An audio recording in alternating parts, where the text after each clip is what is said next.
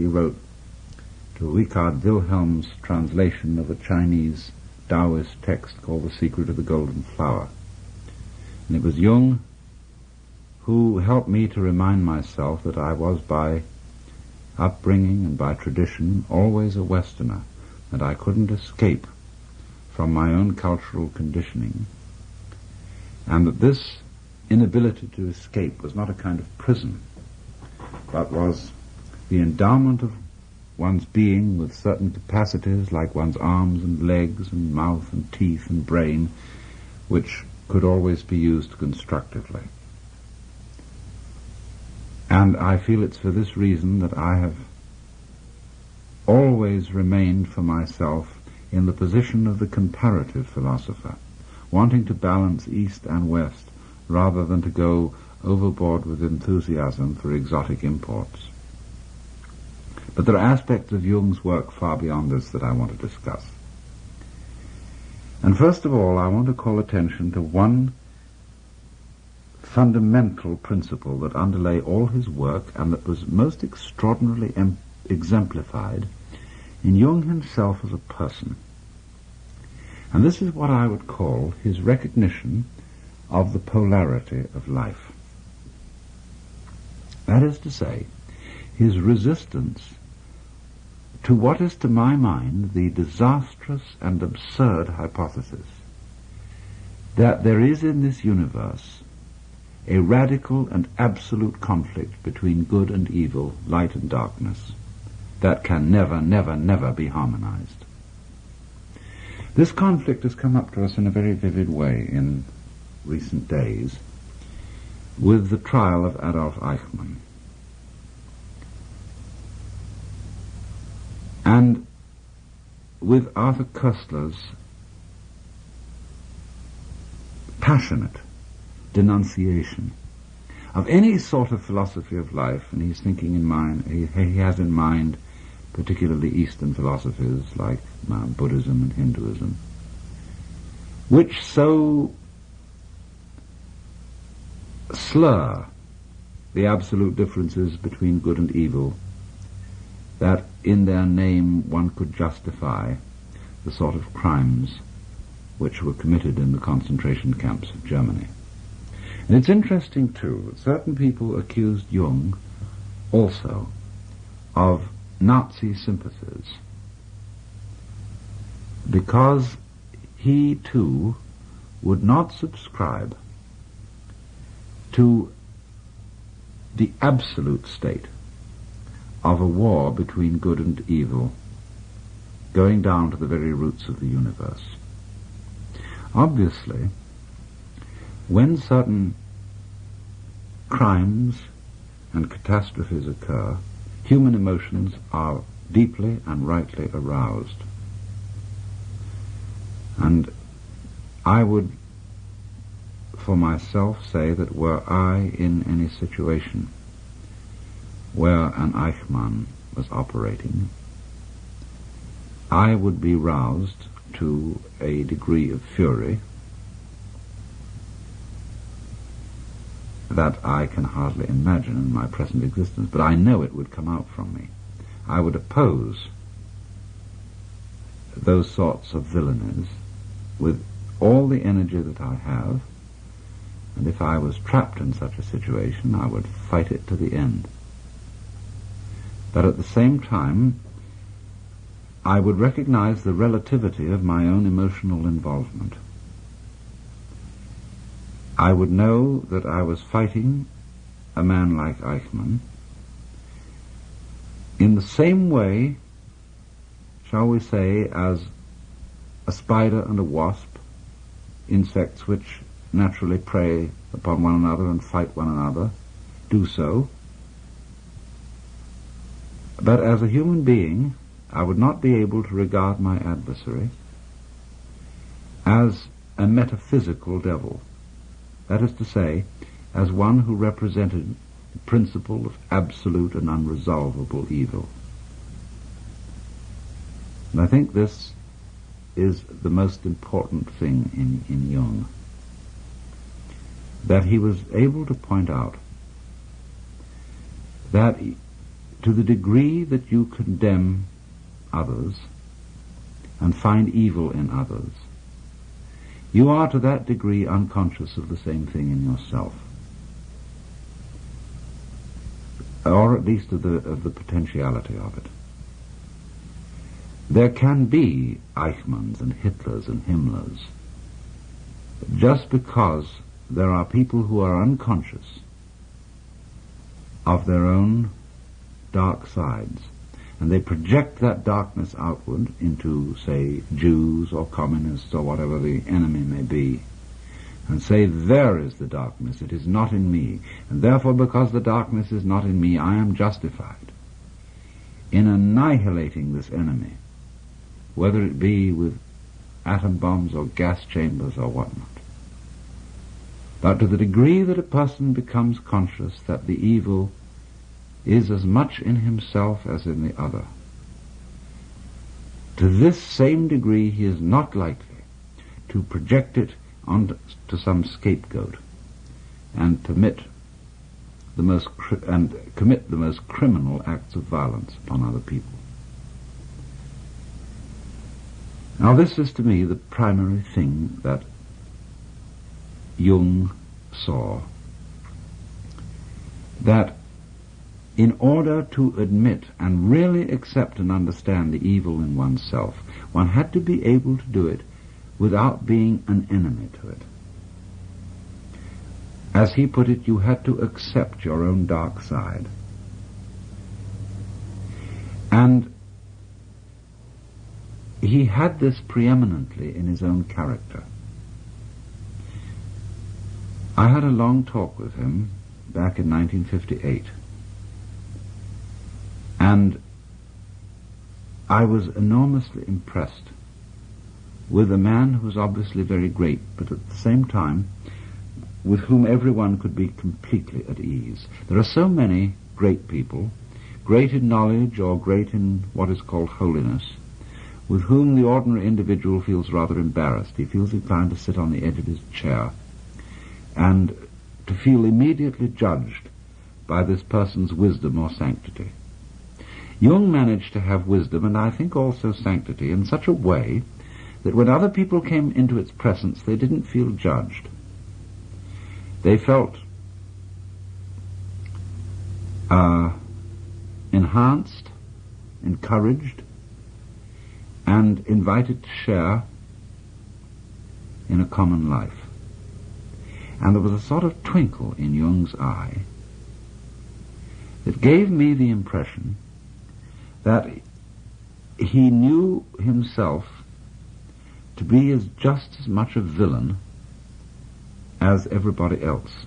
There's a nice German word, Hintergedanke, which means a thought in the very far, far back of your mind. Jung had a Hintergedanke in the back of his mind, which showed in the twinkle in his eye. It showed that he knew and recognized what I've sometimes called the element of irreducible rascality in himself. And he knew it so strongly and so clearly, and in a way so lovingly, that he would not condemn the same thing in others, and therefore would not be led into those thoughts, feelings, and acts of violence towards others, which are always characteristic of the people who project the devil in themselves upon the outside, upon somebody else, upon the scapegoat. Now this made Jung a very integrated character. In other words, here I have to present a little bit of a complex idea. He was a man who was thoroughly with himself, having seen and accepted his own nature profoundly. He had a kind of unity and absence of conflict in his own nature, which had to it this additional complication that I find so fascinating. He was the sort of man who could feel anxious and afraid and guilty without being ashamed of feeling this way. In other words, he understood that an integrated person is not a person who simply eliminated the sense of guilt or the sense of anxiety from his life, who is fearless and wooden and a kind of sage of stone. He's a person who feels all these things, but has no recrimination against himself for feeling them. And this is, to my mind, a profound kind of humor. You know, in humor there's always a certain element of malice. There was a talk given on the Pacifica stations just a little while ago, which was an interview with Al Capp. And Al Capp made the point that he felt that all humor was fundamentally malicious.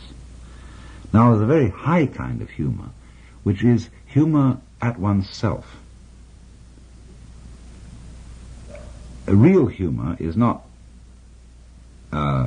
jokes at the expense of others. It's always jokes at the expense of oneself, and of course it has an element of malice in it.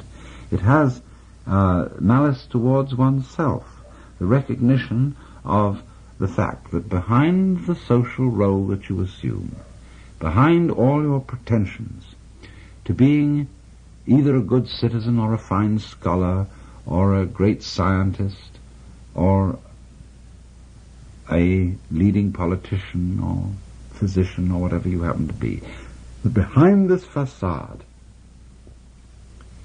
there is a certain element of the unreconstructed bum. Not as something to be condemned and wailed over, but as something to be recognized as contributive to one's greatness and to one's positive aspects in the same way that manure is contributive to the perfume of the rose.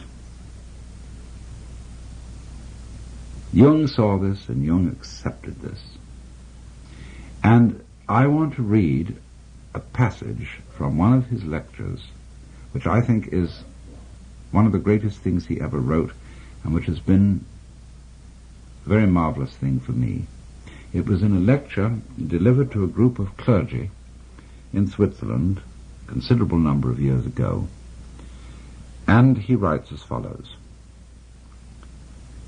People forget that even doctors have moral scruples, and that certain patients' confessions are hard even for a doctor to swallow. Yet the patient does not feel himself accepted, unless the very worst in him is accepted too. No one can bring this about by mere words. It comes only through reflection, and through the doctor's attitude towards himself and his own dark side.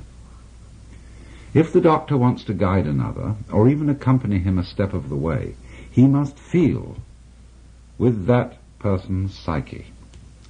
He never feels it when he passes judgment. Whether he puts his judgments into words or keeps them to himself makes not the slightest difference.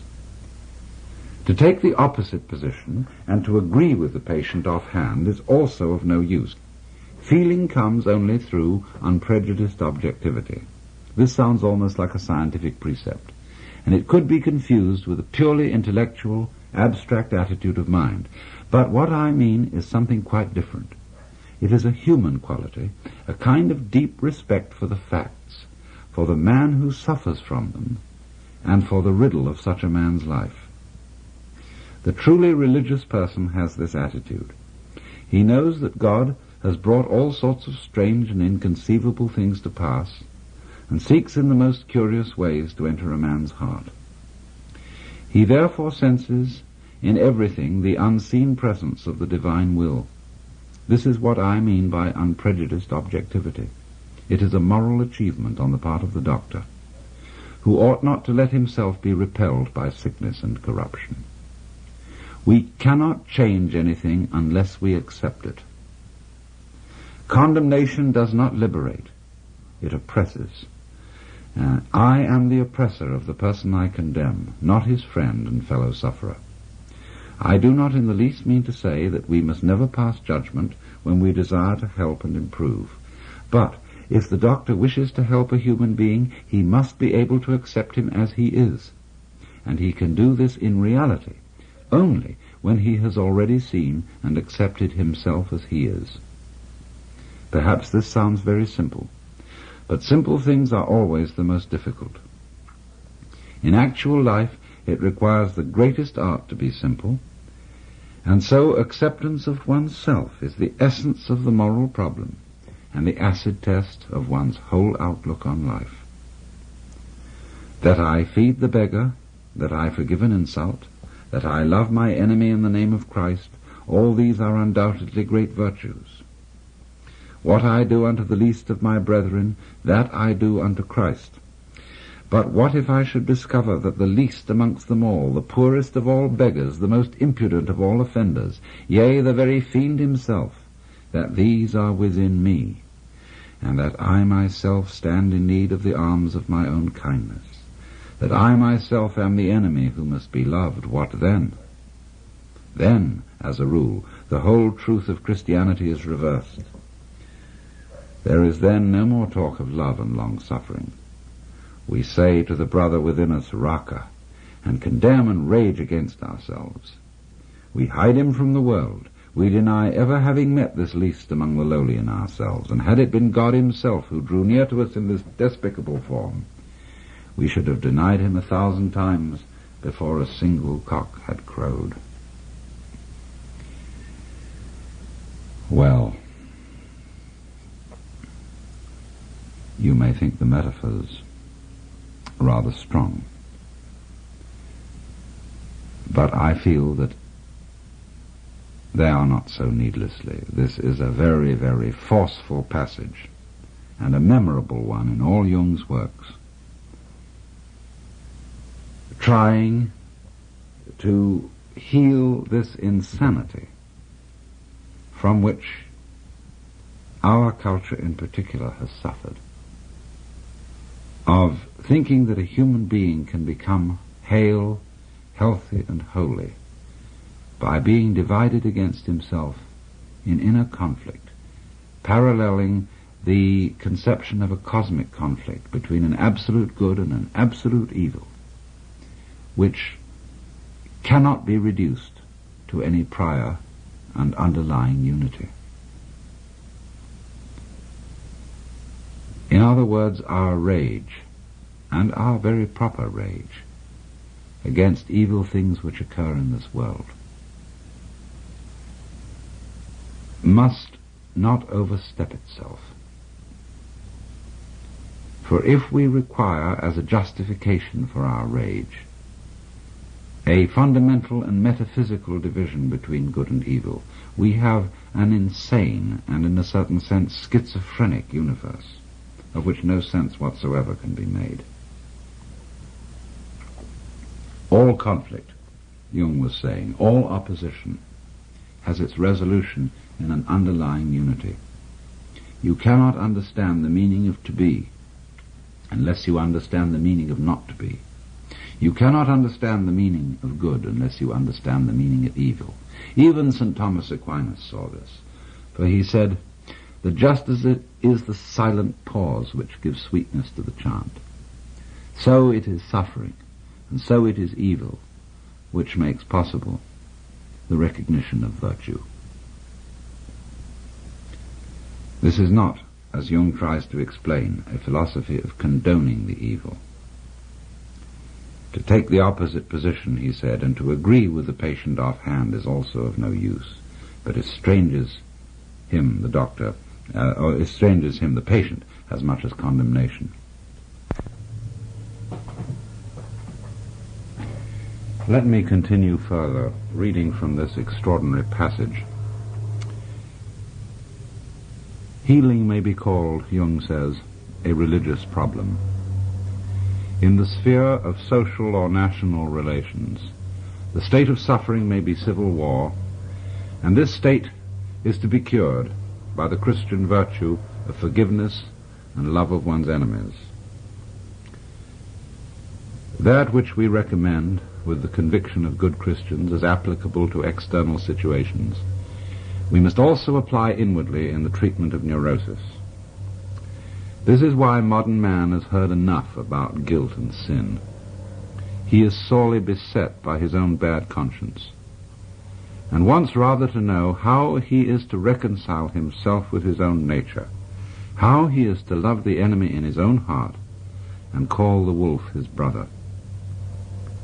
The modern man does not want to know in what way he can imitate Christ, but in what way he can live his own individual life, however meager and uninteresting it may be. It is because every form of imitation seems to him deadening and sterile that he rebels against the force of tradition that would hold him to well-trodden ways. All such roads for him lead in the wrong direction. He may not know it, but he behaves as if his own individual life were God's special will which must be fulfilled at all costs. This is the source of his egoism, which is one of the most tangible evils of the neurotic state. But the person who tells him he is too egoistic has already lost his confidence, and rightly so, for that person has driven him still further into his neurosis. If I wish to effect a cure for my patients, I am forced to acknowledge the deep significance of their egoism. I should be blind indeed if I did not recognize it as a true will of God. I must even help the patient to prevail in his egoism. If he succeeds in this, he estranges himself from other people. He drives them away, and they come to themselves as they should, for they were seeking to rob him of his sacred egoism. This must be left to him, for it is his strongest and healthiest power. It is, as I have said, a true will of God, which sometimes drives him into complete isolation. However wretched this state may be, it also stands him in good stead, for in this way alone can he get to know himself and learn what an invaluable treasure is the love of his fellow beings. It is, moreover, only in the state of complete abandonment and loneliness that we experience the helpful powers of our own natures. End of quote. This is a very striking example of Jung's power to comprehend and integrate points of view as well as psychological attitudes that seem on the surface to be completely antithetical. For example, even in his own work, when he was devoting himself to the study of Eastern philosophy, he had some difficulty in comprehending the, let's say, the Buddhistic denial of the reality of the ego. But you can see that in practice, in what he was actually trying to get at, he was moving towards the same position that is intended in both the Hindu and the Buddhist philosophy about the nature of the ego. Just, for example, as the Hindu will say, that the I principle in man is not really a separate ego, but an expression of the universal life of Brahman, or the Godhead. So Jung is saying here that the development of the ego in man is a true will of God, and that it is only by following the ego that one, and developing it to its full extent, that one fulfills the function which this, you might say, temporary illusion has in man's psychic life. For he goes on and says here, when one has several times seen this development at work, one can no longer deny that what was evil has turned to good, and that what seemed good has kept alive the forces of evil. The archdemon of egoism leads us along the royal road to that ingathering which religious experience demands. What we observe here is a fundamental law of life, enantiodromia, or conversion into the opposite. And it is this that makes possible the reunion of the warring halves of the personality, and thereby brings the civil war to an end. End of quote. In other words, he was seeing that, as Blake said, a fool who persists in his folly will become wise, that the development of egoism in man is not something to be overcome or better integrated by opposition to it, but by following it. It's almost, isn't it, the principle of judo, not overcoming what appears to be a hostile force by opposing it, but by swinging with the punch or rolling with the punch. And so by following the ego transcends itself. And in this moment of insight, the great Westerner, who comes out of a whole tradition of human personality which centers it upon the ego, upon individual separateness, by going along consistently with this principle, comes to the same position as the Easterner. That is to say, to the point of view where one sees conflict, which at first sight had seemed absolute, as resting upon a primordial unity, and thereby attaining a profound, unshakable peace of the heart, which can nevertheless contain conflict, not a peace that is simply static and lifeless, but a peace that passes understanding. I suppose that some of you have read a very fascinating work that was written many years ago by C.G. Jung, a commentary that he wrote to a translation of a Chinese classic by Richard Wilhelm called The Secret of the Golden Flower. Now you may remember that in that commentary he takes up the very fascinating problem of the dangers inherent in the adoption of Oriental ways of life by Westerners, but more particularly the adoption of Oriental spiritual practices such as yoga. And I remember I learned a great deal from that essay and appreciated it very much in ever so many ways, because even in my own fascination with forms of Oriental philosophy, I've never been tempted to forget that I'm a Westerner. But as I think this essay over, I'm not sure that Jung discouraged the practice of yoga by Westerners for quite the right reasons. I find so often the difficulty in Jung's ideas lies in his theory of history, which is, I feel, a hangover from 19th century theories of history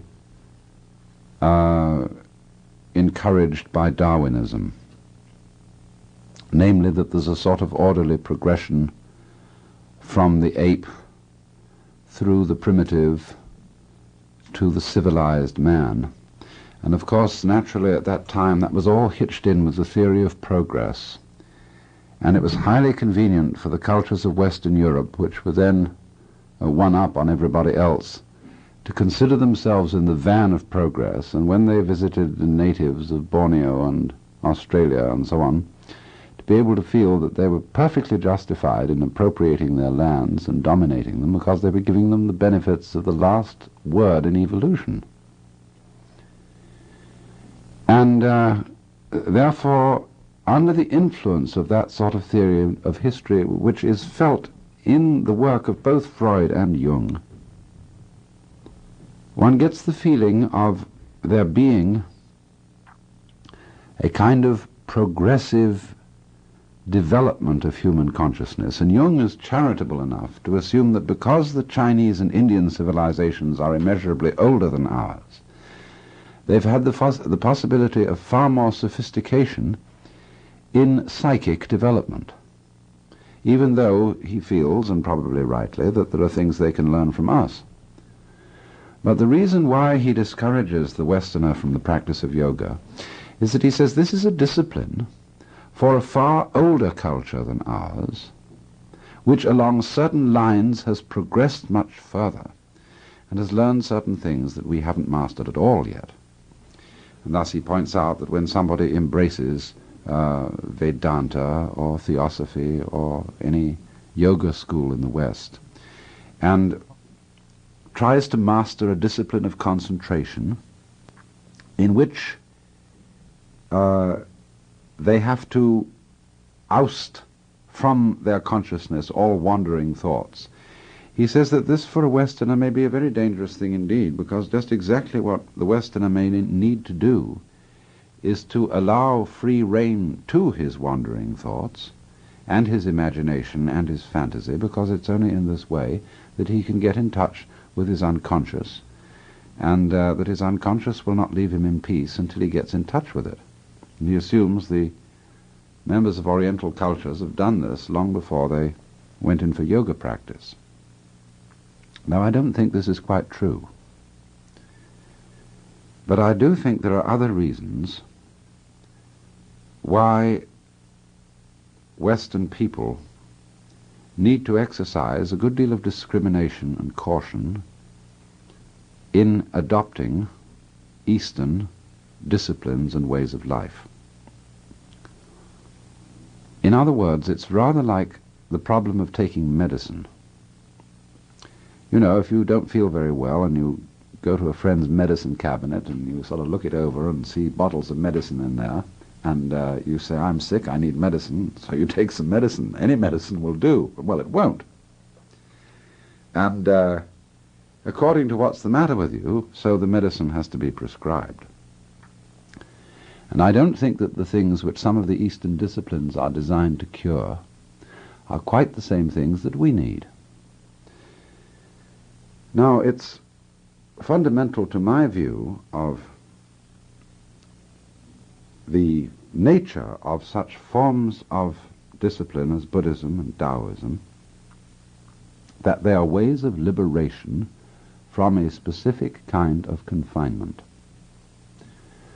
That is to say, they're ways of liberation from what I've sometimes called the social hypnosis. In other words, every culture, every society, as a group of people in communication with each other, has certain rules of communication. And from culture to culture, these rules differ in just the same way that languages differ. And a culture can hold together on very, very different kinds of rules. I won't say any kinds of rules, but very different kinds of rules, always provided that the members agree about them, whether they're forced to agree, whether they agree tacitly, or whatever the reason may be. And these rules are, in a way, very much like the rules of a game. In other words, take a game like chess. You can have the kind of chess we play with an 8-square board, or you can have a kind of chess that the Japanese play with a 9-square board. It doesn't make any difference so long as you both play on the same board and by the same rules. But since this is a chess is a game, and in the same way the development of human cultures is also in a way a game, that is to say, it's the elaboration of a form of life. And the fun of it, in a way, is the fun of elaborating it in just some interesting form. That's the same as the fun of a game. The fun of a game is it has a certain interest. But it doesn't follow that the rules of the game correspond to the actual structure of human nature or to the laws of the universe. But because in every culture it's necessary to impress upon especially its younger members that these rules jolly well have to be kept, they are usually in some way or other connected with the laws of the universe and given some sort of divine sanction. And there are indeed cultures in which the senior members of the group realize that that's a hoax, that that's as if it's made up and is done to terrify the young, and when they become senior members of the culture themselves, they see through the thing, but they don't let on, they keep it quiet. They don't let out to those who are supposed to be impressed that this was really a hoax to get them to behave. Well, anyway, after a great deal of careful study, I've come to the conclusion that the function of these ways of liberation is basically to make it possible for those who have the determination, and we'll see why in a while, to make it possible for those who have the determination to be free from the social hypnosis. In other words, if you were a member of the culture of India at almost any time between maybe 900 BC and 1800 AD, it would be for you a matter of common sense about which everybody agreed that you were under the control of a process called karma. Not exactly a law of cause and effect, but a process of cosmic justice, whereby every fortune that occurred to you would be the result of some action in the past that was good, and every misfortune that occurred to you would be the result of some action in the past that was evil. And furthermore, that this action in the past might not have been done in this present life, but in a former life. It was simply axiomatic to those people that they were involved in a long, long process of reincarnation, reaping the rewards and punishments. And there was not only the possibility of being reincarnated again in the human form, but if you were exceedingly good, you might be born in one of the heavens, the paradises, and if you were exceedingly bad, you might be born for an insufferable period of years, not forever, in a purgatory. And the purgatories of the Hindus and Buddhists are just as ingeniously horrible as those of the Christians. Well, of course, everybody knows, I mean, anybody who seems to be having a sense that all this imagination of post-mortem courts of justice is a way of telling people, well, if the secular police don't catch you, the celestial police will catch you, and therefore you had better behave. And it's an ingenious device for encouraging ethical conduct. Now, but remember that for a person brought up in that climate of feeling where everybody believes this to be true, it seems a matter of sheer common sense that it's so. And it's very difficult for a person so brought up not to believe that that is the state of affairs. Take an equivalent situation in our own culture. It's still enormously difficult for most people to believe that space may not be Newtonian space, that is to say, a three-dimensional continuum which extends indefinitely forever. The idea of a four-dimensional curved space seems absolutely fantastic and can't even be conceived by people unversed in the mathematics of modern physics. Or again, as I've often pointed out, it's very difficult for us to believe that the forms of nature are not made of some stuff called matter. That's a very unnecessary idea from a strictly scientific point of view, but it's awfully difficult for us to believe it. To believe, in other words, that there isn't this underlying stuff. And not so long ago, it was practically impossible for people to conceive that the planets did not revolve about the Earth encased in crystalline spheres. And it took a very considerable shaking of the imagination when astronomers began to point out that this need not necessarily be so. All right, so now let's go back to the problem of somebody living in the culture of ancient India. Here it is, as a matter of common sense, you see, that he's going to be reborn. Now, there's some, perhaps, exceedingly intelligent person who, for one reason or another, discovers that this idea is not so. After all, when you get such disciplines as Vedanta and Buddhism, they say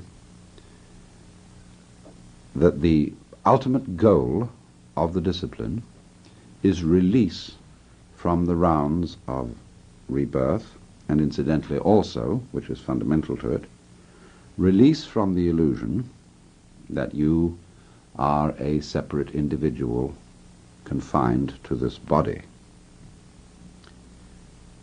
But so far as both of these things are concerned, they also say that the person who is liberated from the round of rebirth, as well as from the illusion of being an ego, sees, when he is liberated, that the process of rebirth and the whole cosmology of reincarnation and karma, as well as the individual ego, are in a way illusions.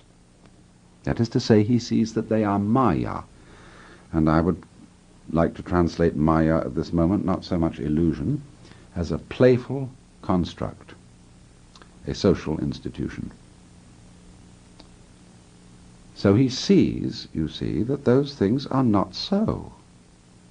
They are only pretended to be so. And you see, he ceases to believe in karma and reincarnation and all that in exactly the same way that a modern agnostic no longer believes in the resurrection of the body at the day of judgment.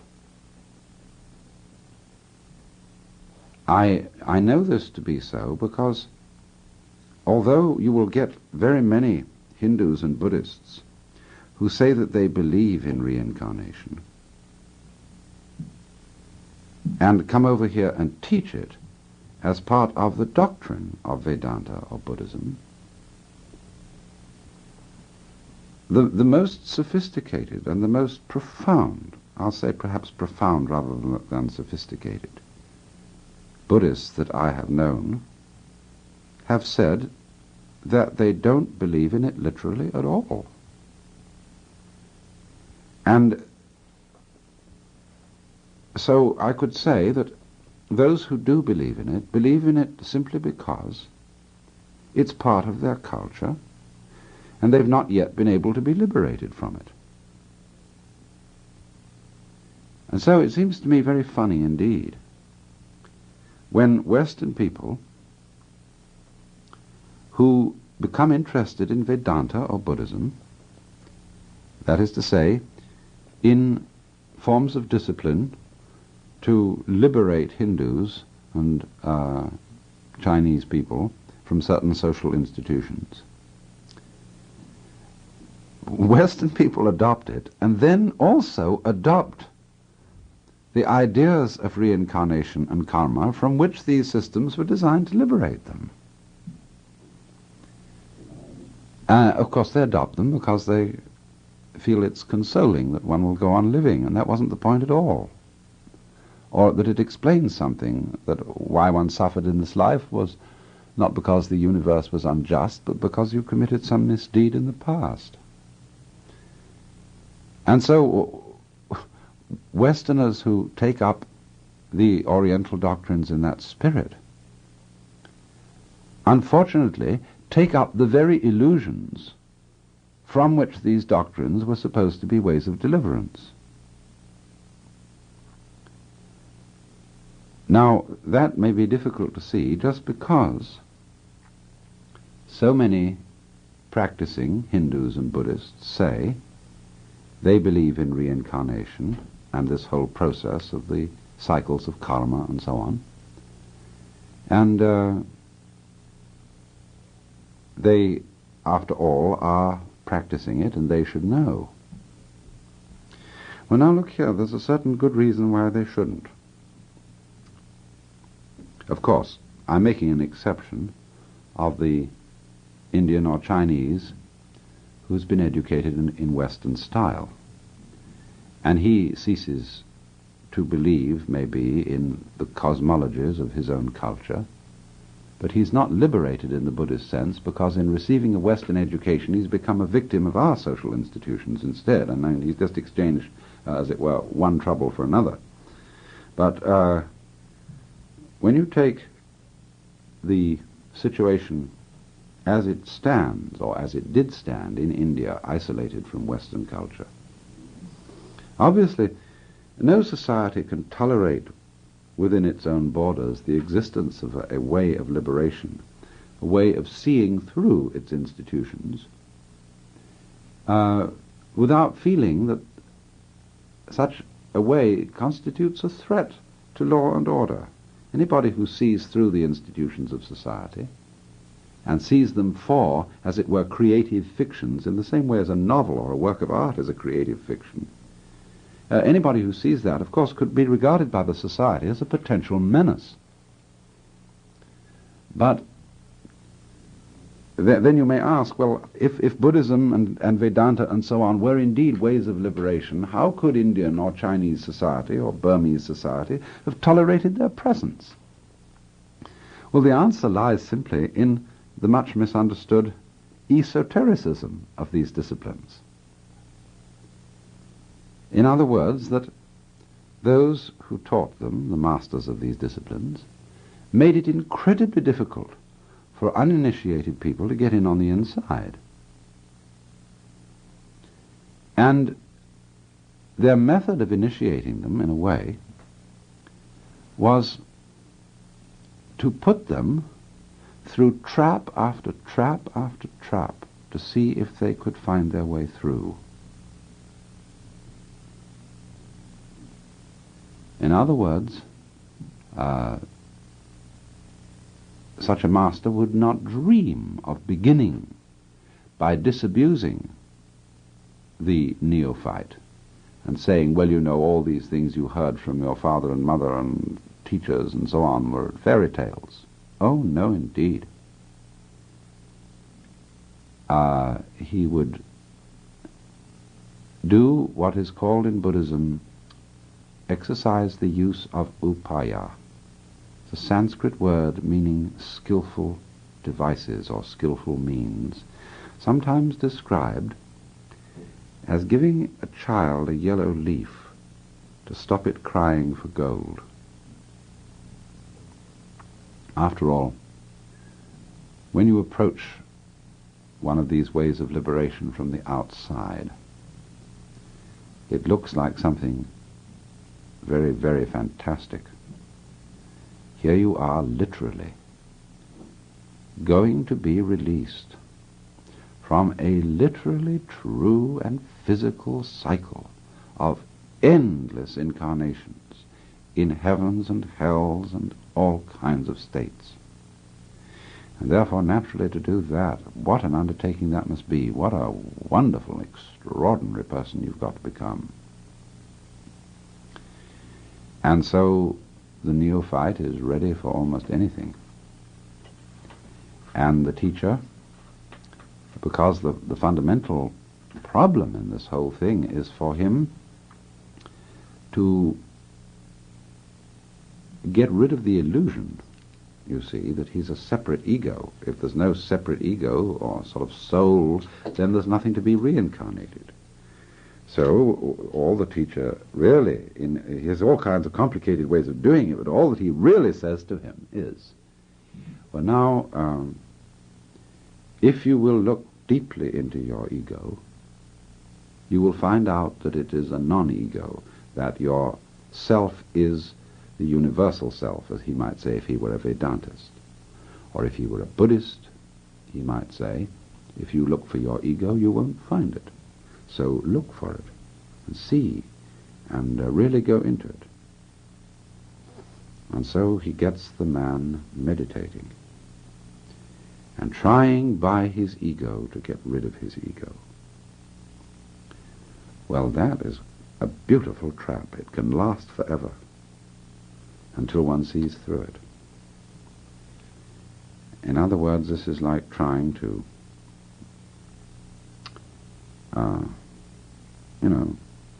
sweep the darkness out of a room with a broom. Or it's like, it's worse than that. Zhuangzi rather, had a nice figure for it. Beating a drum in search of a fugitive.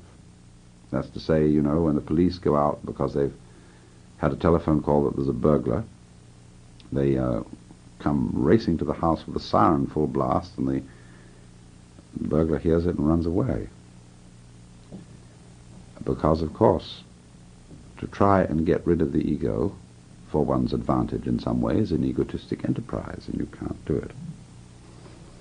And so, of course, the student gets to the point where he begins to realize that everything he does to get rid of his ego is egotistic. And this is the kind of trap in which the teacher gets him, until, of course, he comes to the point of seeing that his supposed division from himself into, say, I and me, the controlling part of me and the controlled part of me, the knower and the known and all that, is phony. There is no way of standing aside from yourself, in other words, and, as it were, changing yourself in that way. But he discovers this finally. And at the same time, he discovers, almost at the last minute, you might say, the fallacy, or rather the fantasy nature, the game-like nature of the system of cosmology which has existed to, as it were, underpin or give the basic form of the social institutions of his particular culture or society. In other words, you may put it in another way. One of the basic things which all social rules of convention conceal is what I would call the fundamental fellowship between yes and no. Say, in the Chinese symbolism of the positive and the negative, the yang and the yin. You know, you've seen that symbol of them together like two interlocked fishes. Well, the great game, I mean, the whole pretense of most societies, that these two fishes are involved in a battle. There's the up fish and the down fish, the good fish and the bad fish. And there's out for a killing. And the white fish is one of these days going to slay the black fish. But when you see into it clearly, you realize that the white fish and the black fish go together. They're twins. They're really not fighting each other, they're dancing with each other. That, you see, though, is a difficult thing to realize in a set of rules in which yes and no are the basic and formally opposed terms. When it is explicit in a set of rules that yes and no, or positive and negative, are the fundamental principles, it is implicit but not explicit that there is this fundamental bondage or fellowship between the two. But the fear is, you see, that if people find that out, they won't play the game anymore. I mean, supposing a certain social group finds out that its enemy group, which it's supposed to fight, is really symbiotic to it. That is to say, the enemy group fosters the survival of the group by pruning its population. We'd never do to admit that. We'd never do to admit the advantage of the enemy, just as George Orwell pointed out in his Fantasy of the Future, 1984, that as dictatorial government has to have an enemy, and if there isn't one, it has to invent one. And by this means, by having something to fight, you see, having something to compete against, the energy of society to go on doing its job is stirred up. And what the Buddha or Bodhisattva type of person fundamentally is, he's one who's seen through that, who doesn't have to be stirred up by hatred and fear and competition to go on with the game of life.